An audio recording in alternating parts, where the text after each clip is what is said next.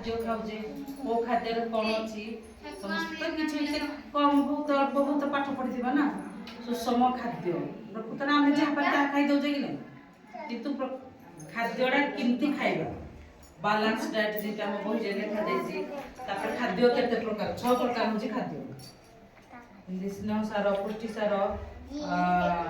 स्नेह सार पुष्टि सार जीव सार तापर जल धातव लवण श्वेत सार फास्ट श्वेत सार तभी यही जो 6 प्रकार खाद्य आम कहले को खाद्य पुणी पाऊे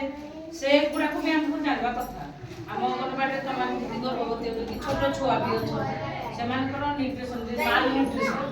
अपपुष्टि जनित रोग अपपुष्टि जनित रोग आम खाद्य अभाव आमको ये रोगटा हुए जी आम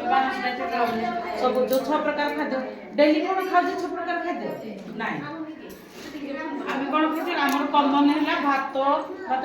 भात कौन अच्छे कार्बोहाइड्रेट मानने श्वेत सार अच्छे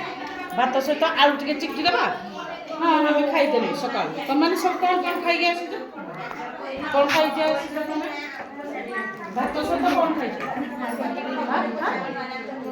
बड़ी बड़ी भी तो कार्बोहाइड्रेट तेणु ये किसी लाभ ना आलू बैगण पूरा युवा कौन भात सहित आम डाली खाइबा भेजिटेबल पनीपरिया खाइबा शाग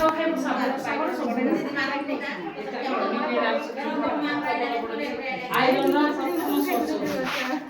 भात सहित आम पनीपरिया किंबा शाग छुई छुई हूँ आम परिवार राजा है सब अच्छे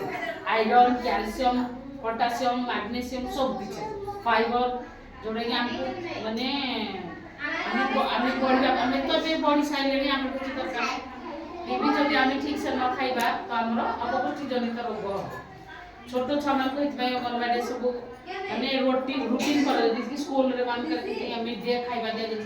से भी रुटीन कर कौ दिन कौन खाइबा दिया एमती जदि आम खाद्यर बालांस रखा ताले आमर केबे किछि भी होबनी जदि एनीमिया एनीमिया कोन पई होछि रक्तहीनता आमर खाद्य अभाव हेले बा आम एनीमिया युक्त खाद्य जदि न खाइबा